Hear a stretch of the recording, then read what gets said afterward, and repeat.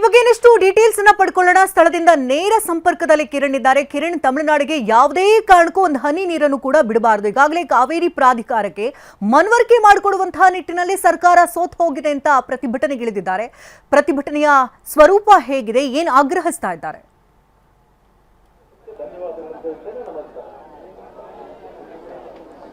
ಶಕುಂತಲಾ, ಈಗಾಗಲೇ ಕೆಆರ್ಎಸ್ ಜಲಾಶಯದ ಗೇಟ್ನ ಬಳಿ ಪ್ರತಿಭಟನೆಯನ್ನು ಬಿಜೆಪಿ ಆರಂಭಿಸಿದೆ. ಬಿಜೆಪಿ ನಾಯಕರು ಮತ್ತು ಕಾರ್ಯಕರ್ತರೆಲ್ಲರೂ ಕೂಡ ಈ ಪ್ರತಿಭಟನೆಯಲ್ಲಿ ಪಾಲ್ಗೊಂಡಿದ್ದಾರೆ. ಮಾಜಿ ಮುಖ್ಯಮಂತ್ರಿ ಬಿಎಸ್ ಯಡಿಯೂರಪ್ಪ ಮತ್ತು ಬಿವೈ ವಿಜಯೇಂದ್ರ ಹಾಗೂ ಅದೇ ರೀತಿ ವಿಪಕ್ಷ ನಾಯಕರಾದಂತಹ ಆರ್ ಅಶೋಕ್ ಮತ್ತು ಛಲವಾದಿ ನಾರಾಯಣಸ್ವಾಮಿ ಸೇರಿದಂತೆ ಬಿಜೆಪಿ ಬಹುತೇಕ ಎಲ್ಲಾ ಮುಖಂಡರು ಈ ಪ್ರತಿಭಟನೆಯಲ್ಲಿ ಪಾಲ್ಗೊಂಡಿದ್ದಾರೆ.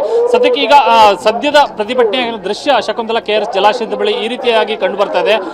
ಒಂದು ಕಡೆಯಲ್ಲಿ ಪ್ರತಿಭಟನೆ ನಡೀತಾ ಇದೆ. ಕೆಆರ್ಎಸ್ ಗೇಟ್ನ ಬಳಿ ಮುಂಭಾಗದಲ್ಲಿ ಜಮಾಯಿಸಿರುವಂತಹ ಬಿಜೆಪಿ ಕಾರ್ಯಕರ್ತರು ಪ್ರತಿಭಟನೆಯಲ್ಲಿ ಪಾಲ್ಗೊಂಡಿದ್ದಾರೆ. ಇಲ್ಲಿ ಜಮಾಯಿಸಿರುವಂತಹ ಜನರು ಕಾಣಿಸ್ತಿದ್ದಾರೆ. ಇದರ ಮುಂಭಾಗದಲ್ಲಿ ಪ್ರತಿಭಟನಾ ಭಾಷಣಗಳು ನಡೀತಾ ಇದೆ.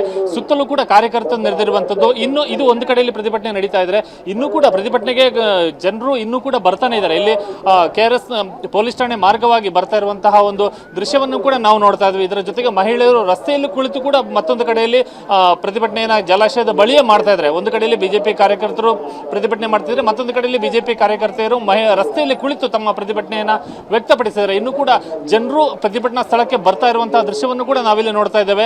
ಬಸ್ಗಳ ಮುಖಾಂತರವಾಗಿ ಕೆಆರ್ಎಸ್ ಜಲಾಶಯದ ಬಳಿ ಬಿಜೆಪಿ ಕಾರ್ಯಕರ್ತರು ಹಾಗೂ ರೈತರು ಕೂಡ ಸಾರ್ವಜನಿಕರು ಕೂಡ ಬರ್ತಾ ಇದ್ದಾರೆ. ಅವರೆಲ್ಲರೂ ಕೂಡ ಪೊಲೀಸರು ಕೆಆರ್ಎಸ್ ಪೊಲೀಸ್ ಠಾಣೆಯ ಬಳಿ ಅಂದ್ರೆ ಸುಮಾರು ಪ್ರತಿಭಟನಾ ಸ್ಥಳದಿಂದ ಜಲಾಶಯದ ಗೇಟ್ನಿಂದ 1 ಕಿಲೋಮೀಟರ್ ದೂರದಲ್ಲಿ ಅವರನ್ನ ಬಸ್ಗಳ ಮುಖಾಂತರ ಬಂದಿರುವಂತರನ್ನ ತಡೆದಿದ್ದಾರೆ. ಹಾಗಾಗಿ ಅವರೆಲ್ಲರೂ ಕೂಡ ನಡೆದುಕೊಂಡು ಈಗ ಪ್ರತಿಭಟನಾ ಸ್ಥಳದತ್ತ ಬರ್ತಾ ಇದ್ದಾರೆ. ಹೀಗಾಗಿ ಇನ್ನೂ ಕೂಡ ಜನ ಬರ್ತಾ ಇರುವಂತದ್ದು, ಕಾರ್ಯಕರ್ತರು ಬರ್ತಾ ಇರುವಂತದ್ದು, ಜನರ ಸಂಖ್ಯೆಯಲ್ಲಿ ಪ್ರತಿಭಟನಾ ಸ್ಥಳದಲ್ಲಿ ಹೆಚ್ಚಾಗ್ತದೆ. ಆದ್ರೆ ಪೊಲೀಸರು ಕೂಡ ಅದಕ್ಕೆ ಬೇಕಾದಂತಹ ಅಗತ್ಯ ಭದ್ರತಾ ವ್ಯವಸ್ಥೆಯನ್ನು ಎಲ್ಲಾ ರೀತಿಯಲ್ಲೂ ಕೂಡ ಮಾಡಿಕೊಂಡಿದ್ದಾರೆ. ಸುಮಾರು 1500ಕ್ಕೂ ಹೆಚ್ಚು ಪೊಲೀಸ್ ಸಿಬ್ಬಂದಿನ ಸ್ಥಳದಲ್ಲಿ ನಿಯೋಜನೆ ಮಾಡಿರುವಂತರ ಜೊತೆಗೆ ಡ್ರೋನ್ ಕ್ಯಾಮೆರಾ ಹಾಗೂ ಸಿಸಿ ಕ್ಯಾಮೆರಾಗಳ ಭದ್ರತಾ ವ್ಯವಸ್ಥೆಯಿಂದ ಕೂಡ ಪೊಲೀಸರು 2 ಎಸ್ಪಿಗಳ ಮಂಡ್ಯ ಹಾಗೂ ಮೈಸೂರು ಜಿಲ್ಲಾ ಪೊಲೀಸ್ ವರಿಷ್ಠಾಧಿಕಾರಿಗಳ ನೇತೃತ್ವದಲ್ಲಿ ಭದ್ರತಾ ವ್ಯವಸ್ಥೆಯನ್ನು ಕಲ್ಪಿಸಲಾಗಿದೆ. ಪ್ರತಿಭಟನಾ ಭಾಷಣ ಇನ್ನೂ ಕೂಡ ಮುಂದುವರೆದಿದೆ. ಇನ್ನೂ ಕೂಡ ಅರ್ಧ ಗಂಟೆಗಳ ಕಾಲ ಇಲ್ಲಿ ಪ್ರತಿಭಟನಾ ಭಾಷಣಗಳು ಪ್ರತಿಭಟನೆ ಸ್ಥಳದಲ್ಲಿ ನಡೆಯುತ್ತೆ. ನಂತರ ಕೆಆರ್ಎಸ್ ಗೆ ಮುತ್ತಿಗೆ ಹಾಕುವಂತ ಒಂದು ಪ್ರಯತ್ನ ಕೂಡ ಬಿಜೆಪಿ ನಾಯಕರು ಮಾಡುವರಿದ್ದಾರೆ. ಹೀಗಾಗಿ ಅರ್ಧ ಗಂಟೆಗಳಿಂದ ಆರಂಭವಾಗಿರುವ ಪ್ರತಿಭಟನೆ ಇನ್ನೂ ಅರ್ಧ ಅಥವಾ 1 ಗಂಟೆಗಳ ಕಾಲ ಮುಂದುವರಿಯುತ್ತೆ ಕೆಆರ್ಎಸ್ ಜಲಾಶಯದ ಬಳಿ. ಶಕುಂತಲಾ, ಧನ್ಯವಾದ ಕಿರಣ್ ತಮ್ಮೆಲ್ಲ ಮಾಹಿತಿಗಾಗಿ. ಸಿಟಿ ರವಿ ಕೂಡ ಸರ್ಕಾರದ ವಿರುದ್ಧ ಆಕ್ರೋಶವನ್ನ ವ್ಯಕ್ತಪಡಿಸ್ತಾ ಇದ್ದಾರೆ. ಯಾವುದೇ ಕಾರಣಕ್ಕೂ ಒಂದು ಹನಿ ನೀರು ಕೂಡ ತಮಿಳುನಾಡದ ಹೋಗೋದಕ್ಕೆ ನಾವು ಬಿಡೋದೇ ಇಲ್ಲ ಅಂತ ಆಕ್ರೋಶವನ್ನು ವ್ಯಕ್ತಪಡಿಸಿದ್ದಾರೆ. ಅಲ್ಲಿರುವಂತಹ ರೈತರೊಟ್ಟಿಗೆ ಮಾತನಾಡುತ್ತಿದ್ದಾರೆ. ಏನ್ ಹೇಳ್ತಿದ್ದಾರೆ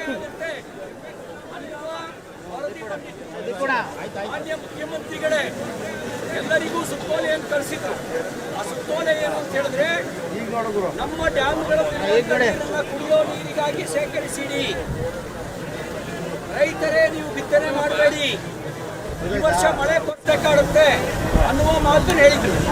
ನಾನು ಮುಖ್ಯಮಂತ್ರಿ ಕೇಳಕ್ ಬಯಸ್ತೇನೆ, ಕುಡಿಯುವ ನೀರಿಗಾಗಿ ನಮ್ಮ ಕೆರೆ ಕಟ್ಟೆಗಳನ್ನು ತುಂಬಿಸುವ ಕರ್ತವ್ಯ ಯಾರ್ದಿತ್ತು? ಸರ್ಕಾರದೇ ಇತ್ತು, ನಿಮ್ಮದೇ. ಯಾತಕ್ಕಾಗಿ ಹೋರಾಟ ಅಂತ ಹೇಳಿದ್ರೆ, ಕಳೆದ 2 ತಿಂಗಳ ಹಿಂದೆನೆ ಎಲ್ ನಿನೋ ಎಫೆಕ್ಟ್ನ ಪರಿಣಾಮ. ಈಗಾಗಲೇ ಬಿಜೆಪಿ ಅಖಾಡಕ್ಕಿಳಿದು ರಾಜ್ಯ ಸರ್ಕಾರದ ವಿರುದ್ಧ ಆಕ್ರೋಶವನ್ನ ವ್ಯಕ್ತಪಡಿಸ್ತಾ ಇದೆ. ಪ್ರತಿನಿತ್ಯ 3,500 ಕ್ಯೂಸೆಕ್ ನೀರನ್ನ ಬಿಡಬೇಕು ಅಂತ ಅಂದ್ರೆ 15 ದಿನಗಳ ಕಾಲ ಬಿಡಬೇಕು ಅಂದ್ರೆ 4 TMC ನೀರು ಖಾಲಿ ಆಗೋಗುತ್ತೆ. ನಮ್ಮ ಜನರು ಹೇಗ್ ಬದುಕಬೇಕು? ನಮ್ಮ ರೈತರಿಗೆ ಬೆಳೆ ಬೆಳೆಯೋದಕ್ಕೂ ನೀರಿಲ್ಲ, ಕುಡಿಯೋದಕ್ಕೆ ನೀರಿಲ್ಲ, ಜಾನುವಾರುಗಳಿಗೆ ನೀರಿಲ್ಲ. ಅಂಥದ್ರಲ್ಲಿ ಇಂಥ ಸಂದರ್ಭದಲ್ಲಿ ತಮಿಳುನಾಡಿಗೆ ನೀರು ಬಿಡೋದಕ್ಕೆ ಹೇಗೆ ಸಾಧ್ಯ? ಮಾನ್ಯ ಮುಖ್ಯಮಂತ್ರಿಗಳು ಈ ಬಗ್ಗೆ ಗಮನ ಹರಿಸಬೇಕು. ಅದನ್ನ ಬಿಟ್ಟು ಬೇರೆ ರಾಜ್ಯದ ಸಿಎಂರನ್ನ ಇಲ್ಲಿ ಕರ್ಕೊಂಡು ಬಂದು ಏನ್ ಮಾಡ್ತಾರೆ?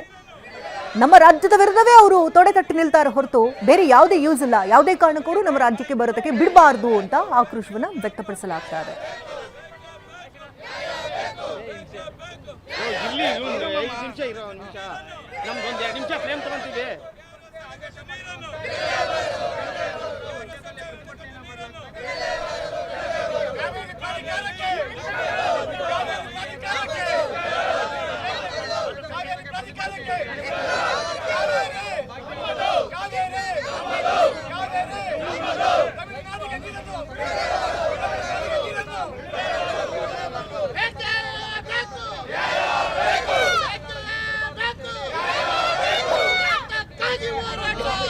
ಮಹಾರಾಜರು ಕಟ್ಟಿಕೊಟ್ಟಿರೋ ನಮ್ಮ ಕಟ್ಟೆ ಮಂಡ್ಯಕ್ಕೆ ಅವರು ತಂಟೆ ಮಾಡ್ತಾ ಇದ್ದಾರೆ. ನಮಗೆ ನೀರು ಬಿಡ್ರಿ ಅಂತೇಳಿ ತಮಿಳ್ನಾಡಿನವರು ಅವ್ರೊಂದು ಕಟ್ಟಿಸ್ಕೊಳ್ಳಿ, ಅವ್ರನ್ನ ಕಟ್ಟಿಸ್ಕೊಂಡು ಬಿಟ್ಕೊಳ್ಳಿ.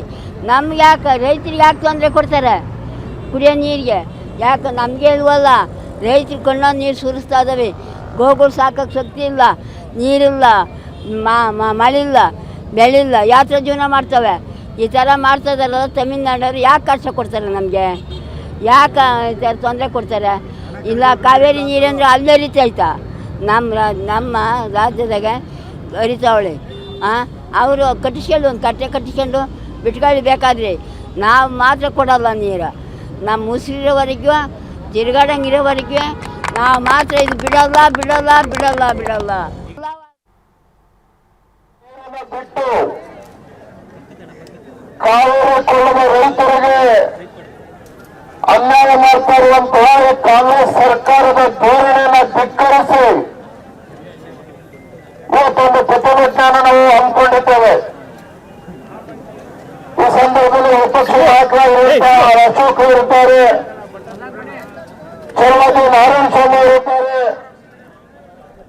ಮಾಜಿ ಮುಖ್ಯಮಂತ್ರಿಗಳು, ಹೋರಾಟಗಾರರು, ರೈತ ನಾಯಕರಾಗಿರುವಂತಹ ಸನ್ಮಾನ್ಯ BS ಯಡಿಯೂರಪ್ಪರು ಕೂಡ ಹೋರಾಟದ ಜೊತೆಯಲ್ಲಿದ್ದಾರೆ.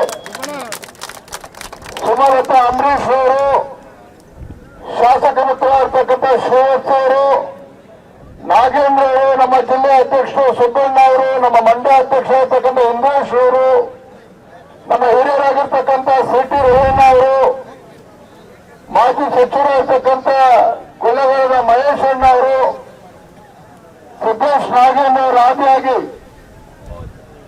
ಮೈಸೂರು, ಮಂಡ್ಯ, ಹಾಸನ ಜಿಲ್ಲೆಗಳಿಂದ ಇವತ್ತು ರೈತರು ಒಂದು ದೊಡ್ಡ ಸಂಖ್ಯೆಯಲ್ಲಿ ಹೋರಾಟಕ್ಕೆ ಬಂದಿದ್ದಾರೆ. ಬಂಧುಗಳೇ, ಹಿಂದೆ DK ಶಿವಕುಮಾರ್ ಅವರು ವಿರೋಧ ಪಕ್ಷದಲ್ಲಿದ್ದಾಗ ಮೇಕೆದಾಟು ಪಾದಯಾತ್ರೆ ಮಾಡಿರ್ತಕ್ಕಂಥದ್ದು ನೋಡಿದ್ದೇವೆ. ಆಗ ಪಾಪ ಯಾಕೋ DK ಶಿವಕುಮಾರ್ ಅವರಿಗೆ ಅಧಿಕಾರ ಬಂದ ಮೇಲೆ, ಅಧಿಕಾರದ ಗದ್ದುಗೆಯನ್ನು ಏರಿದ ಮೇಲೆ ರೈತರು ಕೂಡ ಮರ್ತೋಗಿದೆ, ರೈತರ ಸಂಕಷ್ಟನೂ ಕೂಡ ಅವರ ಕಣ್ಣಿಗೆ ಕಾಣ್ತಾ ಇಲ್ಲ. ಹಿಂದೆ ಏಪ್ರಿಲ್ ಮೇನಲ್ಲೇನೆ ಯಾವಾಗ ರಾಜ್ಯ ಸರ್ಕಾರ ಎಚ್ಚೆತ್ತುಕೊಳ್ಬೇಕಾಗಿತ್ತು, ಬರುವ ಮುನ್ಸೂಚನೆಯನ್ನ ಅವತ್ತಿನ ಕೇಂದ್ರ ಸರ್ಕಾರ ನೀಡಿದ್ರೂ ಸಹ ಮುಖ್ಯಮಂತ್ರಿ ಕುರ್ಚಿ ಕಾಳಗದಲ್ಲಿ ಮರೆತಂತ ಕಾಂಗ್ರೆಸ್ ಸರ್ಕಾರ ರೈತರ ರಕ್ಷಣೆಯನ್ನ ಮಾಡದೇನೆ ರೈತರ ಬದುಕಿನ ಜೊತೆ ಚೆಲ್ಲಾಟ ಆಡಿರ್ತಕ್ಕಂಥದ್ದು ನೋಡಿದ್ದೇವೆ. ಇವತ್ತು ಮೊನ್ನೆ DK ಶಿವಕುಮಾರ್ ಅವರು ಕೇಳಕ್ಕೆ ಇಷ್ಟಪಡ್ತಾರೆ, ನೀವೇ ಬೃಹತ್ ನೀರಾವರಿ ಸಚಿವರಾಗಿದ್ರೆ, ಉಪಮುಖ್ಯಮಂತ್ರಿಗಳಾಗಿದ್ರೆ ಯಾಕೆ ತಮಿಳುನಾಡಿಗೆ ನೀರು ಬಿಡೋದಕ್ಕೆ ನೀವು ಮುಂದಾದ ನಿಮ್ಮ ಸರ್ಕಾರ? ಮೊನ್ನೆ DK ಶಿವಕುಮಾರ್ ಅವರು ಮುಖ್ಯಮಂತ್ರಿಗಳಾದ್ಮೇಲೆ ಕಳೆದ ಒಂದು ತಿಂಗಳಲ್ಲಿ 10 ಬಾರಿ ದೆಹಲಿಗೆ ಪ್ರಯಾಣ ಮಾಡಿದ್ರೆ, 10 ಬಾರಿ ದೆಹಲಿಗೆ ಹೋದಂದ್ರೆ, ರಾಹುಲ್ ಗಾಂಧಿ, ಸೋನಿಯಾ ಗಾಂಧಿ ಮನೆ ಹೊರಗಡೆ ಗೇಟ್ ಹತ್ರ ಕಾಯ್ತಾ ನಿಂತ್ಕೊಂಡಿದ್ರೆ ಕ್ಯಾಬಿನೆಟ್ ಎಕ್ಸ್ಪೆನ್ಷನ್ ಅಂತೇಳಿ ಅಲ್ಲಿ 1 ಬಾರಿ ಅದನ್ನು ಕೂಡ ಮುಖ್ಯಮಂತ್ರಿಗಳಾಗಿ 1 ಬಾರಿ ಆದ್ರೂ ಕೂಡ ಕಾವೇರಿ ಕೊಳ್ಳದ ರೈತರ ರಕ್ಷಣೆನ ಮಾಡಬೇಕು ಅಂತೇಳಿ ದೆಹಲಿನ ಕೂತ್ಕೊಂಡು ನ್ಯಾಯವಾದಿಗಳ ಜೊತೆ ಸಭೆಯನ್ನ ಮಾಡಲಿಲ್ಲ, ಮೀಟಿಂಗ್ ಅನ್ನ ಮಾಡಲಿಲ್ಲ ಅಡ್ವೊಕೇಟ್ಸ್ ಜೊತೆಯಲ್ಲಿ. ಅವ್ರು 16 ಬಾರಿ ಕ್ಯಾಬಿನೆಟ್ ಎಕ್ಸ್ಪೆನ್ಷನ್ ಅಂತ ದೆಹಲಿಗೆ ಹೋಗಂದ್ರೆ ಇದನ್ನ ಗೊತ್ತಾಗ್ತದೆ. ಮಾನ್ಯ ಮುಖ್ಯಮಂತ್ರಿಗಳೇ, ನಿಮ್ಮ ಕುರ್ಚಿಯನ್ನು ಉಳಿಸ್ಕೊಳ್ಳೋದಕ್ಕೆ ನೀವು ಎಷ್ಟು ಸಲ ಬೇಕಾದ್ರೂ ದೆಹಲಿಗೆ ಹೋಗ್ತೀರಿ. ಅದು ನಾಡಿಗೆ ಅವರು ತುತ್ತ ಅನ್ನವನ್ನು ಕೊಡ್ತಕ್ಕಂಥ ರೈತರ ರಕ್ಷಣೆಗೋಸ್ಕರ, ಕಾವೇರಿ ಕೊಳ್ಳದ ರೈತರ ರಕ್ಷಣೆ ಮಾಡೋದಕ್ಕೆ ನಿಮಗೆ ದೆಹಲಿಗೆ ಹೋಗಕ್ಕೆ ಸಾಧ್ಯ ಆಗಲಿಲ್ಲ. ಇವತ್ತು ಬೇಡಿಕೆ ನೀವು ಕೊಡ್ತೀರಿ, ಏನು ಸರ್ವ ಪಕ್ಷದ ಸಭೆಯನ್ನು ಕರೀತಾರೆ ಅಂತೇಳಿ ನನ್ನ ಮುಖ್ಯಮಂತ್ರಿ ಘೋಷಣೆ ಮಾಡಿರುವಂತದ್ದು. ನಿನ್ನೆ ಹೇಳ್ತಾರೆ ಸರ್ವಪಕ್ಷದ ಸಭೆಯನ್ನ ಕೊಡ್ತೇವೆ ಅಂತೇಳಿ. ಊರು ಕೊಳ್ಳೆ ಹೊಡೆದ ಮೇಲೆ ಕೋಟೆ ಬಾಗಿಲು ಹಾಕಿದ್ರು ಅಂತ ಹೇಳ್ತಾರೆ.